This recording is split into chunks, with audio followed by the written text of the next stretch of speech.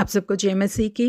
इस सुबह के समय हम एक वचन अध्ययन करेंगे जो लूका सुसमाचार के 10वें अध्याय के 37वें वचन से है। यीशु ने उससे कहा, जा तू भी ऐसा ही कर। केटी जेनोवासी नाम की एक नौजवान लड़की न्यूयॉर्क शहर के अपार्टमेंट में रहती थी। जिस समय इस लड़की का कत्ल हुआ उस समय आसपास की खिड़कियों में से कम 38 लोगों ने उसका खून होते हुए देखा। इस लड़की को कत्ल करने का ये संभव कम से कम आधे घंटे तक होता रहा। अपनी खिड़कियों में से देख रहे लोगों में से कोई भी उसे रोकने के लिए वहां पर नहीं आया। इतना क्यों, बल्कि किसी ने भी पुलिस को फोन करके वहां तक नहीं बुलाया। इस घटना के होने के कुछ समय बाद वहां पर रहने वाले लोगों के बीच में एक इंटरव्यू किया गया और ये इंटरव्यू खासतौर पर इसी कारण किया गया था कि वो जान पाए कि जो लोग खिड़की से देख रहे थे उन लोगों ने उस लड़की को बचाने की कोशिश क्यों नहीं की। और तभी उन्हें ये बात साफ तौर पे पता चली कि वहां पर मौजूद सभी लोग ये सोच रहे थे कि किसी एक ने तो पुलिस को फोन कर दिया होगा। यही सोचकर उनमें से किसी एक ने भी पुलिस को फोन नहीं किया और ना ही उस लड़की को बचाने के लिए आगे आए। सब लोग वहां खड़े तमाशा देख रहे थे, कोई भी उस लड़की की मदद करने के लिए नहीं आया। यही कारण था कि एक जवान लड़की की मृत्यु हो गई। परमेश्वर ने अपने इजरायली लोगों को न्याय प्रमाण और आज्ञाएं देते समय कहा था कि अपने शत्रुओं के जानवरों की भी मदद करना। यदि वो गड्ढे में गिर जाए तो उन्हें उसमें से बाहर निकालना। एक बार एक व्यवस्थापक यीशु मसीह के पास आया और पूछने लगा, तो मेरा पड़ोसी कौन है? यीशु मसीह ने उसे एक दृष्टांत सुनाया। एक मनुष्य यरूशलेम से यरीहो को जा रहा था कि डाकुओं ने घेर कर उसके कपड़े उतार लिए और मार पीट कर उसे